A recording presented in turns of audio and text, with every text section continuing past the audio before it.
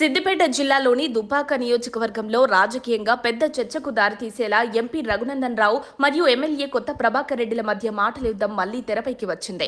అభివృద్ధి అంశంపై ఇద్దరి మధ్య పెద్దగా భేదాభిప్రాయాలు వ్యక్తమవుతున్నాయి. వారి గత రాజకీయ ప్రయాణం, స్వగ్రామాలు అదే నియోజకవర్గంలో ఉండటం ఇప్పుడు మరింత తీవ్రతను తెచ్చిపెట్టాయి. 2020లో జరిగిన దుబ్బాక ఉప ఎన్నికల సమయంలో బీజేపీ తరపున బరిలోకి దిగిన రఘునందన్ రావు అధికార బీఆర్ఎస్ అభ్యర్థిని ఓడించి ఎమ్మెల్యేగా గెలిచారు. అప్పట్లో దుబ్బాకపై ప్రత్యేక దృష్టి పెట్టిన అప్పటి మెదక్ ఎంపీ కొత్త ప్రభాకర్ రెడ్డి ఇప్పుడు అదే స్థానానికి ఎమ్మెల్యేగా ఎన్నికయ్యారు. 2023లో జరిగిన ఎన్నికల్లో ప్రభాకర్ రెడ్డి రఘునందన్ ను భారీ మెజార్టీతో ఓడించి ఎమ్మెల్యే అయ్యారు. ఇక 2024 లోక్సభ ఎన్నికల్లో రఘునందన్ మళ్లీ మెదక్ ఎంపీగా గెలవడం ద్వారా వారిద్దరూ స్థానాలు మార్చుకొని మళ్లీ ప్రత్యక్ష రాజకీయ పోటీలోకి వచ్చారు.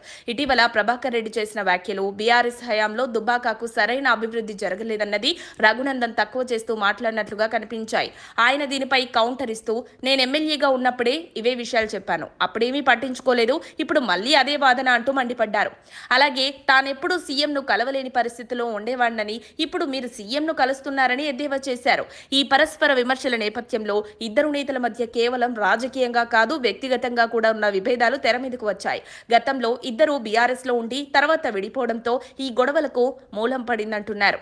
ఇద్దరు దుబ్బాక అభివృద్ధిపై నిబద్ధతను వ్యక్తం చేస్తున్న వారి పొలిటికల్ క్లాష్ వల్ల ఆ ప్రాంత ప్రజలపై దీని ప్రభావం ఎలా పడుతుందో చూడాల్సి ఉంది. పరిస్థితిని చూస్తే దుబ్బాక నియోజకవర్గం రాజకీయంగా మరింత వేడెక్కే అవకాశాలున్నాయి. మరిన్ని అప్డేట్స్ కోసం మా కాయ్ టీవీని సబ్స్క్రైబ్ చేసుకోండి. మా వీడియో కనుక మీకు నచ్చినట్లయితే లైక్ చేయండి, షేర్ చేయండి. మీ విలువైన అభిప్రాయాలను కామెంట్ బాక్స్లో తెలియజేయండి.